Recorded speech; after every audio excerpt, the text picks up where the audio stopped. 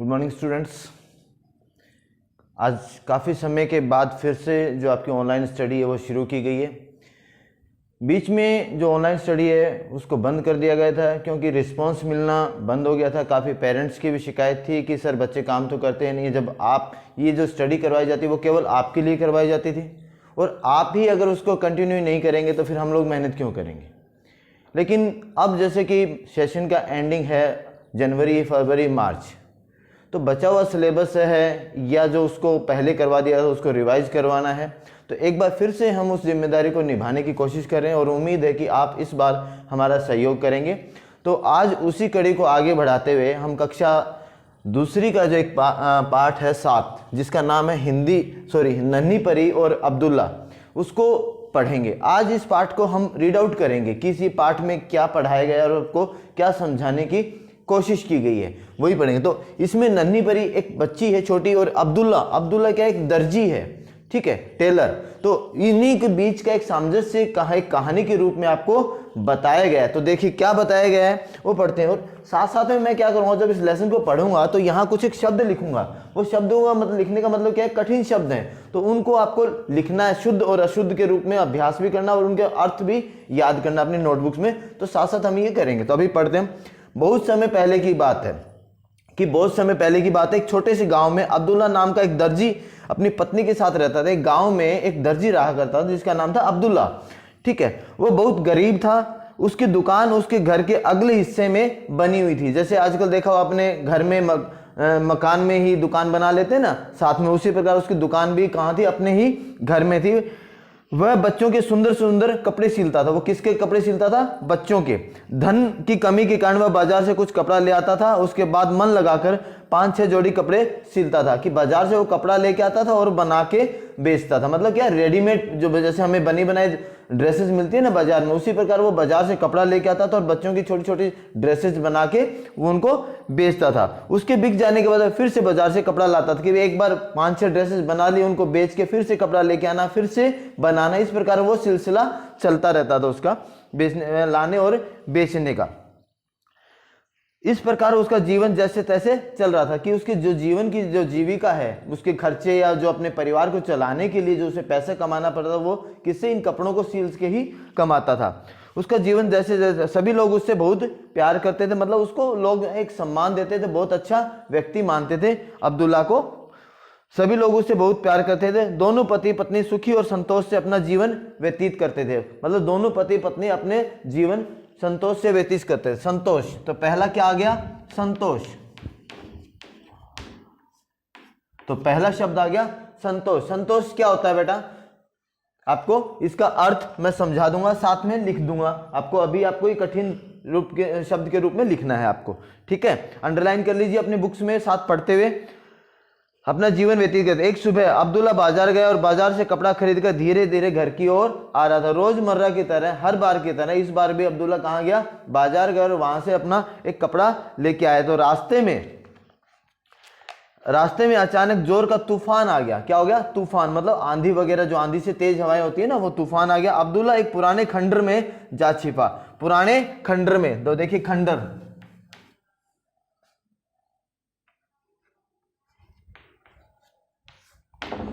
में जा छिपा। तूफान बहुत देर बाद रुका। जो तूफान है वो काफी देर बाद रुका। तब तक वो अब्दुल्ला कहाँ रहा? खंडर में ही रहा। उसके घर आते आते शाम हो गई। मतलब अब उसको क्या हो गई? रात हो गई या शाम हो गई, मतलब शाम के 5-6 बज गए। आपके वो बाजार से लाए कपड़े को केवल काट ही सका। तो बाजार से जो कपड़ा लेके आया था सिलने के लिए, वो उसके कपड़े नहीं बना सका, केवल उसकी कटिंग, मतलब उसको काट सका, क्योंकि अंधेरा हो गया था। उसने खाना खाया और सो गया। अगले दिन अब्दुल्ला ने अपनी दुकान खोली तो उसे आश्चर्य का ठिकाना ना। देखिए आश्चर्य, अगला शब्द क्या आ गया? आश्चर्य।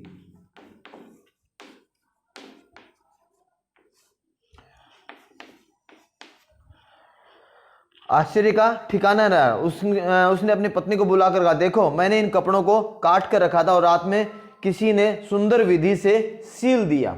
विधि, बताओ भाई क्या आश्चर्य हुआ? अब्दुल्ला को आश्चर्य क्यों हुआ? बता सकते हो? अभी आपने पढ़ा ना क्या, कि उसने रात को केवल कपड़ा जो है वो काट के रखे थे, सिले नहीं थे। लेकिन जैसे ही उसने सुबह दुकान खोली तो उसने देखा कि वो कपड़ा जो उन्होंने काट रखा था उसके सिले हुए कपड़े रखे थे, मतलब किसी ने रात को कपड़े सिल दिए। अगर ऐसा कुछ होगा तो आश्चर्य आपको भी होगा। तो इसीलिए किसको हुआ? अब्दुल्ला को भी आश्चर्य हुआ। वह उस दिन उन कपड़ों को बेचने के बाद अब्दुल्ला को अच्छा धन मिला। अब क्या किया? अब्दुल्ला ने भी उन कपड़ों को कहाँ किया? बेच दिया। बेचने से उसको क्या हो गया? पैसे मिले। अगले दिन अब्दुल्ला कुछ अधिक कपड़े ले आया। फिर वो उसने क्या ज्यादा कपड़े ले आया, क्योंकि पैसे अच्छे पैसे मिले थे, कुछ ज्यादा पैसों में बिके होंगे वो कपड़े, इसलिए उसने उन्हें काट कर दुकान में रख दिया। उसने फिर से वही किया, वो काट कर वो कपड़े फिर से रख दिए। इसी बार उसने सिले नहीं जानबूझ के, और अपने घर चला गया। कहाँ चला गया?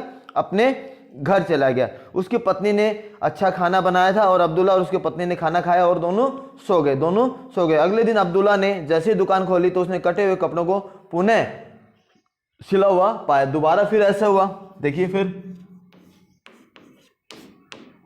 पुनः मतलब दोबारा से फिर ऐसा ही हुआ कि उसने पहले जैसे काट के रखे थे, इस बार भी उसने काट के रख दिए। तो इस बार भी उसको क्या हुआ? कपड़े सिले हुए मिले। ये कपड़े पहले से भी अधिक सुंदर थे, और इस बार जो कपड़े सिले हुए थे ना, वो पहले वाले कपड़ों के मुकाबले और भी अधिक सुंदर ढंग से सिले हुए थे, अधिक सुंदर व मजबूत सिले हुए थे। फिर से अब्दुल्ला की खुशी का ठिकाना न रहा, मतलब बहुत ज्यादा खुश हुआ। उसने फिर से अपनी पत्नी को वही कपड़े दिखाए और कहा, अब हमें संकट का सामना नहीं करना पड़ेगा। संकट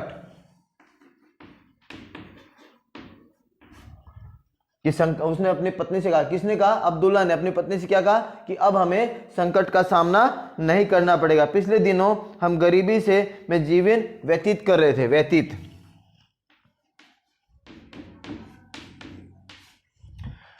कर रहे थे।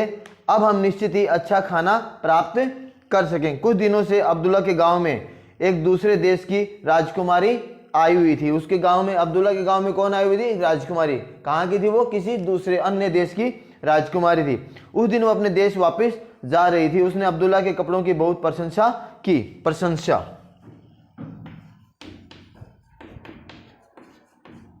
किसने की थी वही प्रशंसा? राजकुमारी ने। ठीक है, किसके कपड़ों की? अब्दुल्ला की प्रशंसा की, और कपड़ों को बहुत अधिक धन देकर खरीद लिया। अब्दुल्ला बहुत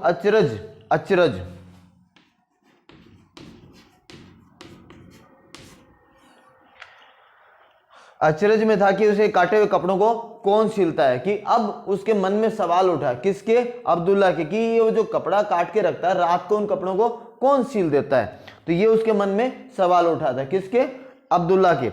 एक रात उसने और उसकी पत्नी ने दुकान की खिड़की से झांक कर देखा, मतलब खिड़की से झांक कर देखा कि नन्ही परियां कपड़ों को सिल रही हैं, कि छोटी छोटी जो परियां हैं वो उन कपड़ों को सिल रही हैं। इस प्रकार अब्दुल्ला परियों के द्वारा सिले हुए कपड़ों को बेचकर दिन प्रतिदिन धनी होता गया। उसकी ख्याति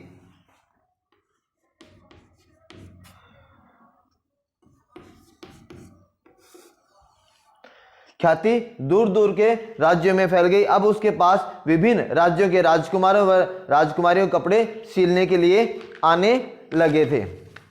दीपावली के दिन अब्दुल्ला की पत्नी ने अच्छे पकवान बनाए। अब्दुल्ला ने नन्ही परियों के लिए कपड़े भी सिले। पत्नी के कहने पर अब्दुल्ला ने बहुत सारा भोजन तथा परियों के कपड़े अपनी दुकान में रख दिए। रात में उन्होंने दुकान की खिड़की से झांका और देखा कि परियों ने भोजन किया और सुंदर कपड़े पहने। उस रात नन्ही परियां खूब नाची। अब्दुल्ला और उसकी पत्नी उन्हें देखकर बहुत ज्यादा प्रसन्न हुए।